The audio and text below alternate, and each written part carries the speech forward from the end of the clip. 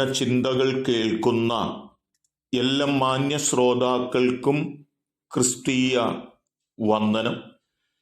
ഇയ്യോബിന്റെ പുസ്തകം 19-ാം അധ്യായം 17 മുതൽ 19 വരെ വാക്യങ്ങൾ നാം വായിക്കുമ്പോൾ സഹായത്തിന് ആവശ്യമുള്ളതായ ഘട്ടത്തിൽ സഹായത്തിനായി അപേക്ഷിക്കുമ്പോൾ ആരും സഹായിപ്പാനില്ലാത്ത ഒരു സാഹചര്യത്തിലൂടെ കടന്നു പോകുന്ന ഭക്തന്റെ ദയനീയ വാക്കുകളാണ് ഈ വാക്യങ്ങൾക്കുള്ളിൽ രേഖപ്പെടുത്തപ്പെടുന്നത്.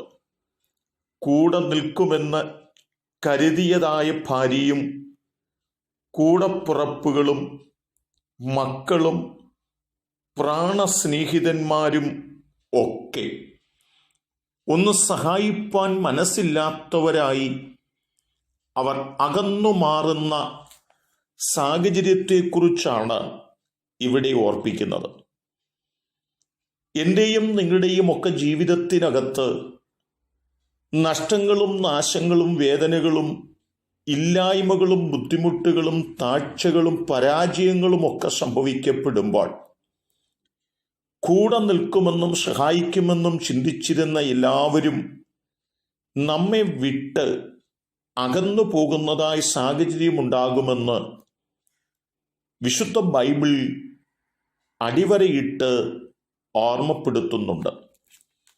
ദാനിയേൽ പ്രവാചകന്റെ പുസ്തകം 6-ാം അധ്യായം അതിന് 20-ാം വാക്യത്തിലേക്കൊക്കെ കടന്നു വരുമ്പോൾ എല്ലാവർക്കും എല്ലാമായിരുന്ന ദാനിയേലിന്റെ ജീവിതത്തിൽ പ്രതിസന്ധികളുടെ കാലഘട്ടം വന്നപ്പോൾ, ആളുകൾ തനിക്ക് എതിരാളികളായി തീർന്നപ്പോൾ, വിശന്നലറിക്കിടക്കുന്നതായ സിംഹത്തിന്റെ ഗുഹയിലേക്ക് താൻ അകപ്പെടുന്നതായി ഘട്ടം വന്നപ്പോൾ സഹായിപ്പാൻ വേണ്ടി എല്ലാവരോടും യാചിച്ചു എങ്കിലും ആർക്കും തന്നെ സഹായിപ്പാൻ കഴിയാതെ നിസ്സഹായരായി നിൽക്കുന്ന സാഹചര്യം കാണുവാൻ കഴിയുന്നുണ്ട്. രാജാവ് തന്നെ കൈവിട്ടു. കൂടെ ഉണ്ടായിരുന്ന ചന്ദ്രക്കും മേശക്കും അബേദ്നെഗോവും തന്നെ കൈവിട്ടു. തനിക്കുണ്ടായിരുന്ന സ്ഥാനമാനങ്ങളെല്ലാം തനിക്ക് നഷ്ടപ്പെട്ടു. തൻ്റെ ജീവിതത്തിൻ്റെ ഏറ്റവും വേദന നിറഞ്ഞതായ ഘട്ടത്തിൽ ആരും ഒരു സഹായത്തിനും ഒരാശ്വാസ വാക്കുകൾക്കും തന്നോടൊപ്പം ഇല്ലാത്തതായ ഒരു സാഹചര്യം തൻ്റെ മുമ്പിൽ വന്നെത്തിയിരിക്കുന്നു എന്നുള്ളതാണ് ആ വാക്കുകൾക്കുള്ളിൽ മനസ്സിലാക്കുവാൻ കഴിയുന്നത്. ഇതേ തലത്തിൽ തന്നെ ഇയ്യോബിന്റെ ജീവിതത്തിനകത്ത് ഒരു സഹായത്തിനു വേണ്ടി തൻ്റെ ഭാര്യയോ തൻ്റെ ഉറ്റവരോ ഉടയവരോ മക്കളോ സ്നേഹിതരൊക്കെ വരുമെന്ന് ചിന്തിച്ചെങ്കിലും ആരും തനിക്ക് സഹായത്തിനില്ലാതെ വരുന്നതായ ഒരു സാഹചര്യമാണ് ഭക്തന്റെ ജീവിതത്തിൽ കടന്നു വന്നത്. എന്നാൽ ദാനിയേലിനെ നാം ഒന്ന് നോക്കുക. വിശന്നു കിടക്കുന്ന സിംഹത്തിന്റെ കുഴിയിലേക്കിട്ട് എല്ലാവരും മടങ്ങിപ്പോകുമ്പോൾ, ആരും സഹായത്തിനില്ലാതിരിക്കുമ്പോൾ ആ ഗുഹയ്ക്കകത്ത് ഇറങ്ങി വരുന്ന ഒരു ദൈവസാന്നിധ്യമുണ്ട്. തനിക്ക് കേടുവരുത്തരുതെന്ന് സിംഹത്തോട് പറയുന്ന ഒരു ദൈവസാന്നിധ്യമുണ്ട്.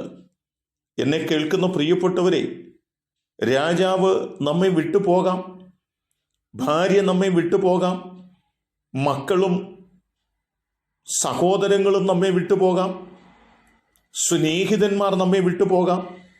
എന്നാൽ നമ്മെ വിട്ടുകളയാത്ത, നമ്മെ ഒറ്റപ്പെടുത്താത്ത ഒരു ദൈവം നമുക്ക് വേണ്ടി ജീവിക്കുന്നു.